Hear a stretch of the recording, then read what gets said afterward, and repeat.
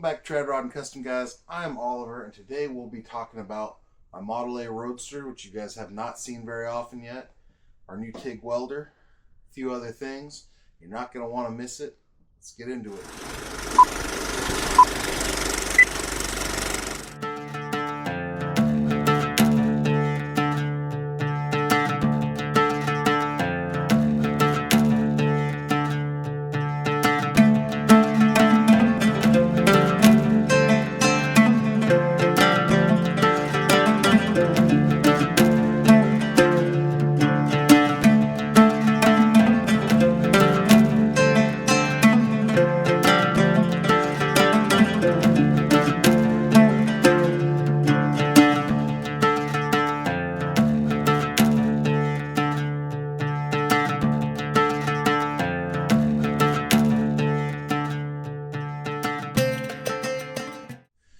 So among the things I wanted to talk about with you guys, one is my Model A Roadster. Now, some of you guys know about it. Many of you do not know about it. I started building the custom Roadster that I've been building on the channel because I swore to myself I would never buy a Model A Roadster. I just never pony up the money. I'd never have that kind of cash. But as fate would have it, you know, I got a chunk of the way through building this Roadster, and then I managed to trade for a Model A Roadster. And then I started having these thoughts, like little creeping ideas into my brain, thinking, well, if I got a Model A Roadster, maybe I should just build it the way I always said I'd build it if I could, but I never would. So for me, that's a traditional hot rod. It's a Model A Roadster highboy on 32 rails, built all with old school parts the right way, and with a whole bunch of custom touches. Now, that's slowly becoming a reality. I've traded for some 32 rails from my buddy. I've got a 36 Packard dash that fits the thing perfect. I'm going to put in it that I've restored. I fully restored it, but I restored some of the gauges for it. One of the things I really wanted to do is I wanted to do a 32 Ford Firewall. I wanted to do a bolt-in, just like it would have been on a 32. So there's some adjustment there for adjusting the body with how the firewall bolts in. And then furthermore, I kind of had a hankering to maybe chrome plate the 32 firewall. Another reason to make it bolt in. Now, I don't know if the firewall is going to get chrome plated or not. That's something I want to do. I don't hardly have any money in this thing so far. Through trades and through everything. I mean, I've got a flathead for it that I'm building with speed parts from Evans. I've got a 39 3-speed that I paid $25 for that has later model guts in it. Looks like it's in good shape. As I started looking around for a 32 firewall, man, that for a rough one, it costs more by double minimum than I've got in the whole project so far. And I know that at some point that's going to tip. That scale's going to tip, and I'm going to have to pony up some money. And this thing's going to get a little more expensive, although I still think I'm going to be building the cheapest Model A Roadster around. So, to keep in line with that, I got this ugly piece. This is an original Henry Ford 32 Firewall. And it is drilled all the Swiss cheese heaven, and it's got some torqued out holes from what I'm guessing was dual mount master cylinders on the driver's side there. Kind of looks like clutch and brake master cylinders might have been hung there. They each have a pair of holes and they're crooked from each other. But guessing this came out of an old hot rod. Cool part is it has the lip around the top of it, and they cut it exactly where that firewall bends. So I've got all the hardest to make body lines up here.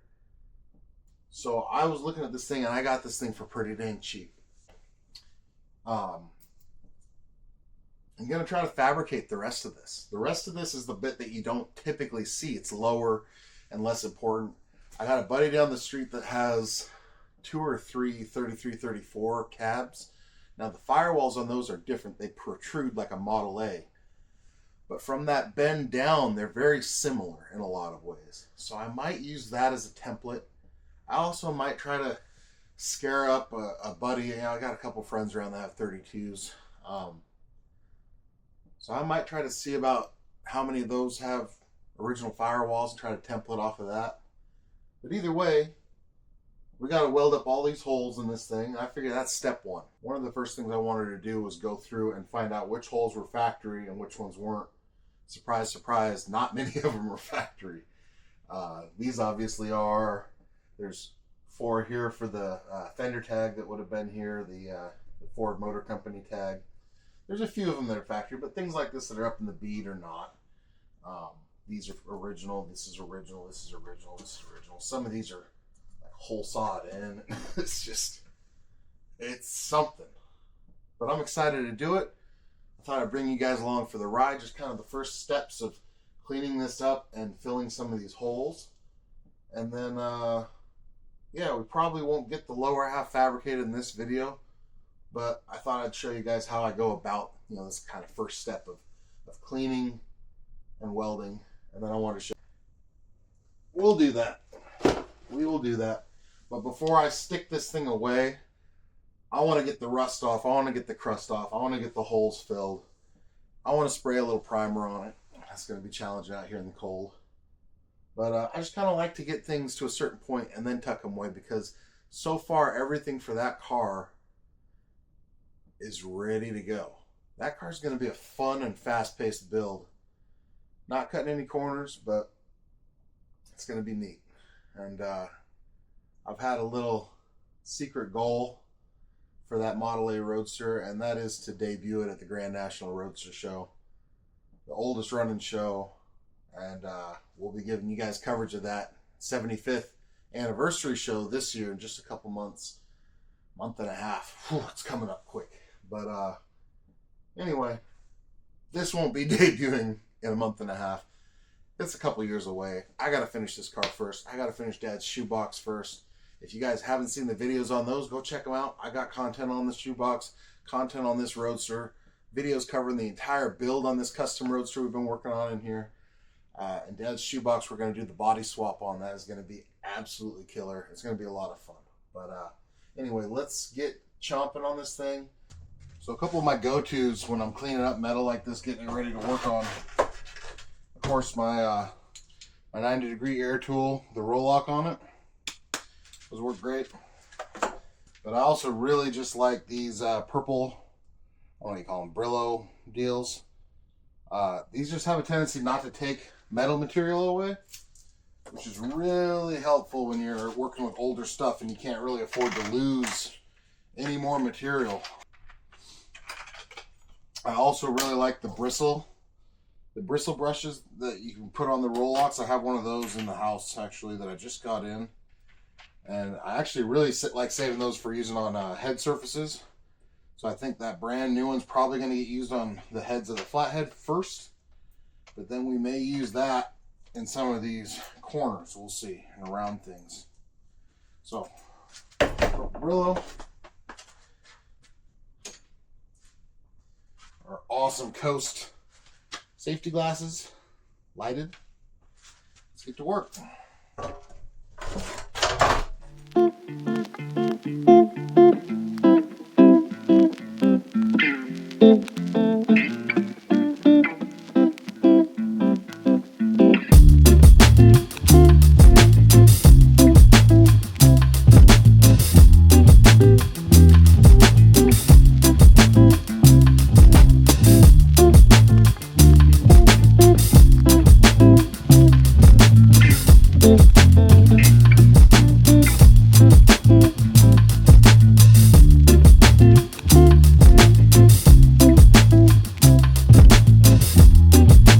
Don't take off a whole lot of material, just paint and rust and stuff. I'm taking that off, going back to a flap wheel, which is just layered sandpaper, and that's just to knock down some of this leftover residue from whatever torch or whatever got used here to do some of this.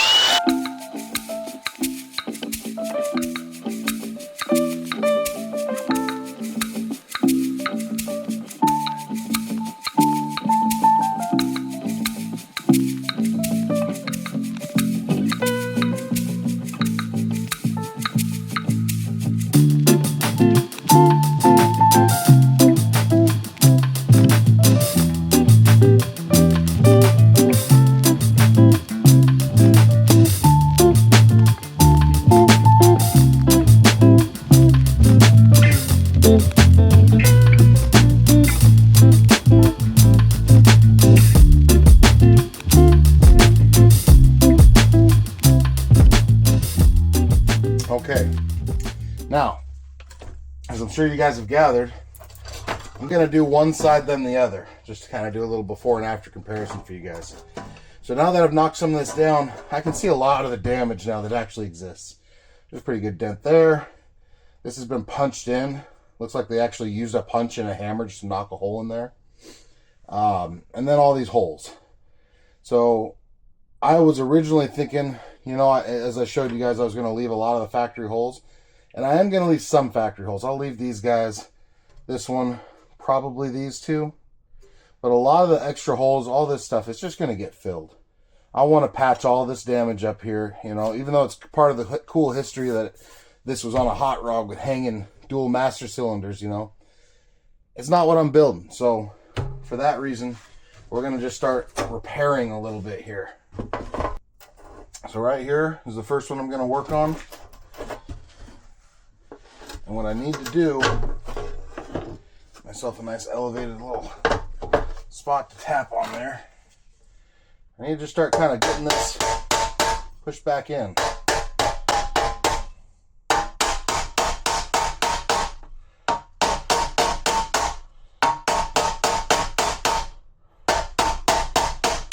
And you see how it's, so somebody used a punch, so all the metal's still here. It just got pushed and stretched. So I'm just kind of tapping my way around it. And then I'm going to bring in these two guys. So this one first, this is just kind of a dulled out cold chisel with a wide head. And I need my big hammer. Because I don't want to have to wallop with my body hammers.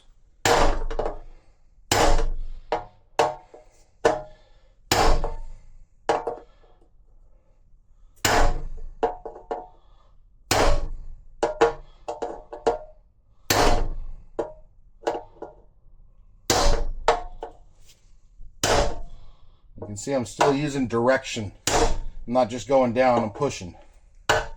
Pushing each of those pieces towards the center. Once I get close, I'm going to take this T-dolly and actually flip it over. It has a similar profile. Put it right over the heat of that thing and give me some of that. Let's actually get that suspended off the dolly.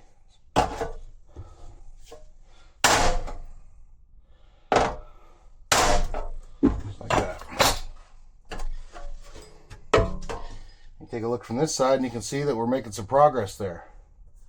It's still in a little bit, and of course it'll need some weld to finish out.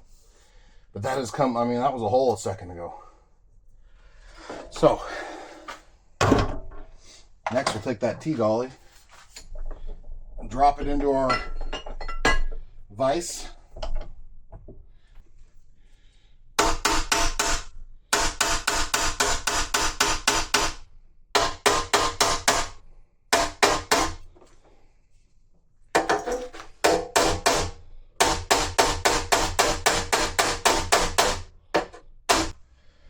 Progress. Progress. Alright. Get rid of that. I'll come in here and try to fix some of this slightly sharper rounded cold chisel. I'm going to go down here where this is pooched out. Just see if I can fix that line a little.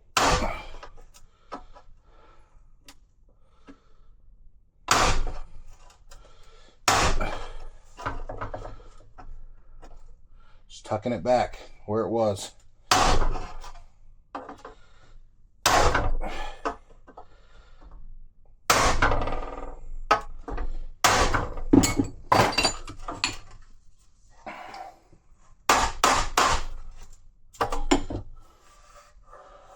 Well, that feels better.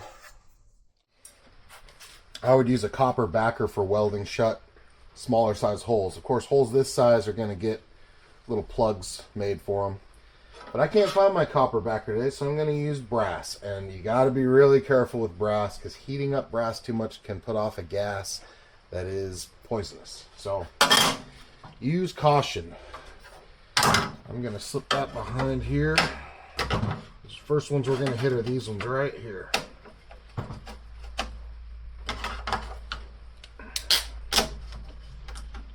gonna nail that on down like that. And that's just gonna keep our weld from pooching through and falling out.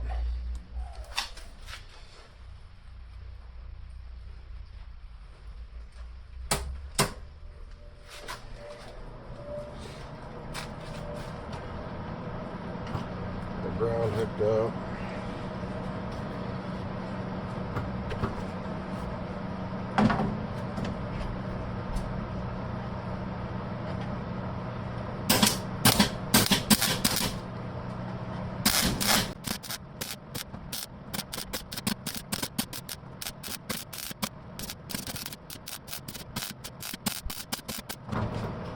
Loving the new welding shield.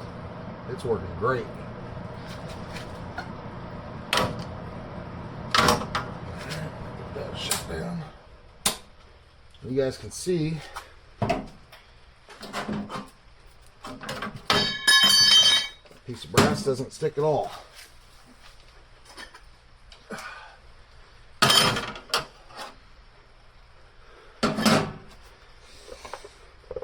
We got our holes welded up. Now, these two holes were a little bit big for doing this. And you don't want to, you throw way too much heat into stuff and you'll start warping. But I'm less worried about that with this piece because we have all these beads. That adds a lot of strength to what we're doing. There's a bead here, there's a bead here, there's one here, there's one here. I was just less concerned about that. We can go ahead and hit some of these guys, hit some of these. There's a lot of repairs obviously to do. These guys are a little too big. I don't like bridging weld that far. It's just kind of silly. So for those, I'm gonna find something cut out or do like a knockout kind of deal and make a little filler hole for those, a little patch. So for this guy, what I did is I took some appropriate gauge sheet metal and I just got on the throatless shear and worked my way around until I had something that fits pretty dang good in there. It doesn't have to be perfect, it's just going to get welded. But I'll just clamp it in with these guys.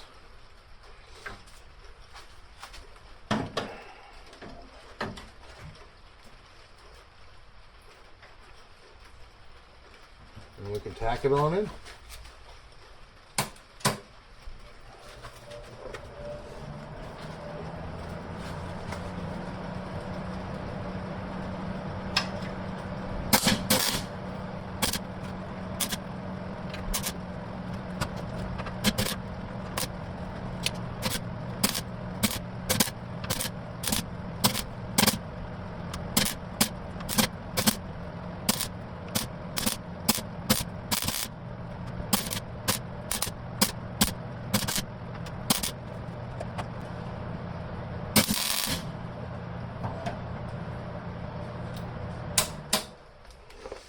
There you have it.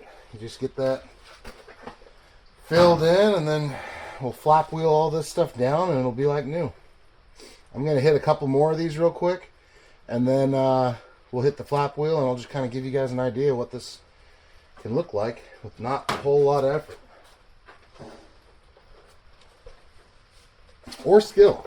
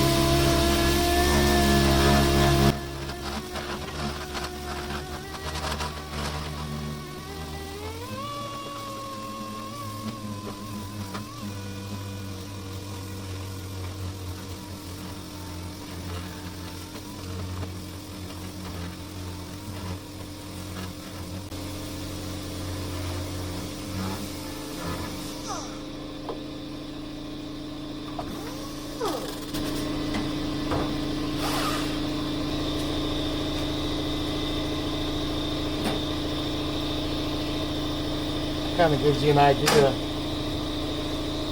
Kind of gives you an idea of what you can do. Of course, I can do a little more work here, and I will. So, like that little pit there, that'll get welded in. I'll probably do another pass on all of these. Knock them down with the flap wheel, and then sand them out again, just to get them pretty smooth. And then some imperfections like this guy will get a little weld. But you can see, you know, we had a hole here, hole here, hole here, 2 or 3 here, big hole here, a couple holes here. Now they're gone. You know what, I think next week, I think this is going to be the end of this video, just because of time constraints. We're still dealing with some stuff with our kid in the hospital. But next week, I'm going to bring you guys back, and I'm going to show you how I go about fixing this. Because obviously I have to replicate that bead and how it tees there in the patch. I got to fix this, and we'll fix the rest of these holes and get this side more or less finished up, all the way to primer. So let's aim for that. We'll do that in next week's video. I appreciate you guys watching. Please like, share, and subscribe. Especially hit that subscribe button if you want to get notified. Ring that little bell, and you guys can come back next week and see what this thing starts looking like. But anyway, appreciate you guys. I'll catch you on the next one. Later.